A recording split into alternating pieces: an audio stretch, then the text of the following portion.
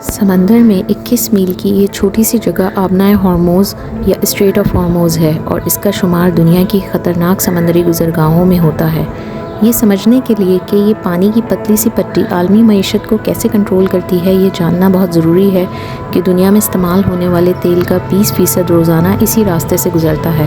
اور یہ بات صرف تیل تک محدود نہیں ہے، دنیا کی تقریباً 20% لیکویفائڈ نیچرل گیس LNG قطر سے اسی راستے جاپان، جنوبی کوریا، جرمنی اور بھارت پہنچتی ہے۔ اسٹریٹ آف ہارموز کی جغرافیائی لوکیشن بہت اہمیت کی حامل ہے۔ اس کے ایک طرف ایران ہے اور دوسری طرف عمان اور متحدہ عرب امارات۔ اور جو بات زیادہ تر لوگ نہیں جانتے وہ یہ ہے کہ اسٹریٹ آف ہارموز کا کوئی متبادل راستہ نہیں ہے، اور یہی وجہ ہے کہ پوری دنیا کے لیے یہ تیل کی ترسیل کا ایک چوکنگ پوائنٹ ہے۔ گو کہ سعودی عرب کے پاس ایک پائپ لائن ہے جو اس راستے کو بائی پاس کر سکتی ہے، لیکن اس کی گنجائش صرف 26 لاکھ بیرل روزانہ ہے، جو کہ بہت کم ہے۔ 28 فروری 2026 کو جو کچھ ہوا، اسے سمجھنے کے لیے ہمیں تھوڑا پیچھے جانا پڑے گا، کیونکہ اسٹریٹ آف ہارموز ایک جیو پولیٹیکل ہتھیار رہا ہے۔ 1980 کی دہائی میں ایران اور عراق کی جنگ کے دوران ایک مرحلہ ایسا آیا جسے تاریخ ٹینکر وار کے نام سے یاد کرتی ہے۔ اس میں 500 سے زیادہ جہازوں پر حملے ہوئے، سینکڑوں ملاح مارے گئے اور تیل کی قیمتیں آسمان کو چھونے لگیں۔ انشورنس کی قیمتیں کئی گنا بڑھ گئیں اور اسی دوران ایران نے پہلی بار دنیا کے سامنے دھمکی دی کہ وہ اسٹریٹ آف ہارموز کو مکمل بند کر سکتا ہے۔ اس دھمکی کے جواب میں امریکہ نے اپنے جنگی جہاز خلیج میں بھیج دیے تاکہ تیل بردار جہازوں کو محفوظ راستہ فراہم کیا جائے۔ یہ آپریشن دوسری جنگ عظیم کے بعد سب سے بڑا آپریشن تھا، آپریشن ارنسٹ ویل۔ آخرکار ایران پیچھے ہٹ گیا۔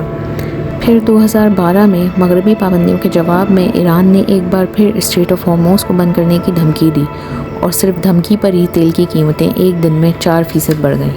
اور اب 28 فروری 2026 میں جب امریکہ اور اسرائیل نے ایران پر مشترکہ فضائی حملے کیے تو ایران کا جواب فوری تھا۔ ایرانی پاسداران انقلاب نے خطے میں موجود تمام جہازوں کو VHF ریڈیو کے ذریعے ایک پیغام بھیجا: کسی بھی جہاز کو اسٹریٹ آف ہارموز سے گزرنے کی اجازت نہیں ہے۔ سب سے حیرت کی بات یہ ہے کہ ایران نے اس راستے کو بند کرنے کے لیے نہ ہی سمندر میں بارودی سرنگیں بچھائیں، نہ ہی آبدوز یا میزائل استعمال کیے۔ انہوں نے صرف چند ڈرون حملے کیے اور باقی کا کام انشورنس کمپنیوں نے خود کر دیا۔ کوئی بھی شپنگ کمپنی کروڑوں ڈالر کے جہاز کو بغیر انشورنس سمندر میں نہیں بھیجتی، اور انشورنس کمپنیاں فعال جنگی علاقوں میں جہازوں کو کور نہیں کرتی۔ چند گھنٹوں میں ہی اسٹریٹ آف ہارموز سے گزرنے والے جہازوں کی انشورنس اتنی مہنگی ہو گئی کہ اس کو لینا کاروباری لحاظ سے ممکن ہی نہیں رہا۔ دنیا کی بڑی بڑی شپنگ کمپنیز نے اپنے تمام جہاز روک لیے۔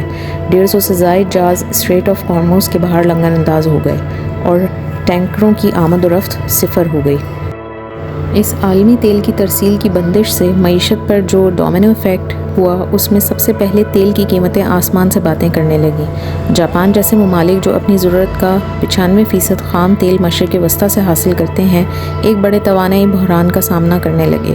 اسی طرح ہی LNG کی ترسیل رکنے سے یورپین کنٹریز پریشان ہو گئیں، اور سب سے بڑی حقیقت جس پہ زیادہ بات نہیں ہوتی وہ یہ ہے کہ دنیا کی کھاد کی تجارت کا 1/3 حصہ اسٹریٹ آف ہارموز سے گزرتا ہے، اور اس کی بندش سے کھاد کی قیمتیں بڑھتی ہیں، جس کا اثر خوراک کی قیمتوں پر ہوتا ہے۔ جب توانائی اور خوراک کی قیمتیں بڑھتی ہیں تو مرکزی بینکوں کے لیے یہ ایک ڈراؤنے خواب جیسا منظرنامہ بن جاتا ہے۔ کیا وہ شرح سود بڑھائیں تاکہ مہنگائی پر قابو پائیں، یا وہ شرح سود برقرار رکھیں اور مہنگائی کو بڑھنے دیں؟ آخری بار دنیا کو یہ فیصلہ 1973 میں کرنا پڑا، جب اسرائیل اور مصر یوم کپر کی جنگ لڑ رہے تھے، اور امریکہ نے اسرائیل کو دوبارہ اسلحہ اور دیگر سپلائی دینے کا فیصلہ کیا۔ تو اوپیک کے عرب رکن ممالک نے ایک ایسا فیصلہ کیا جس نے عالمی معیشت کو ہمیشہ کے لیے بدل دیا۔ انہوں نے امریکہ کو تیل کی برآمدات بند کر دیں۔ امریکہ میں لوگ گھنٹوں تک پیٹرول پمپوں کی قطاروں میں کھڑے رہتے، راشن بندی شروع ہو گئی، اسٹاک مارکیٹ گر گئی اور کساد بازاری آ گئی۔ اس وقت کے امریکی صدر رچرڈ نکسن نے ملک بھر میں 55 میل فی گھنٹہ کی رفتار کی حد مقرر کی تاکہ پیٹرول بچایا جا سکے۔ فیڈرل ریزرو نے سست رد عمل دیا، جس کے نتیجے میں مہنگائی بڑھ گئی، اور اس بحران کا خاتمہ 1980 میں ہوا جب فیڈ کے چیئرمین نے شرح سود 20% بڑھا دی۔ اب آتے ہیں فائنینشیل مسٹریز کے اس پہلو کی طرف جس میں یہ جانتے ہیں کہ آخر اس سب کا فائدہ کس کو ہو رہا ہے۔ سب سے پہلے تو روس۔ جی ہاں، جب مشرق وسطیٰ کا تیل ایشیائی منڈیوں تک نہیں پہنچ پاتا تو بھارت اور چین روس سے تیل حاصل کرتے ہیں۔ اور دوسرا، امریکی شیل آئل پیدا کرنے والی کمپنیز۔ جب اسٹریٹ آف ہارموز سے تیل بند ہو جاتا ہے تو امریکی شیل کمپنیاں اس خلا کو پر کرتی ہیں 3 گنا زیادہ قیمت پر۔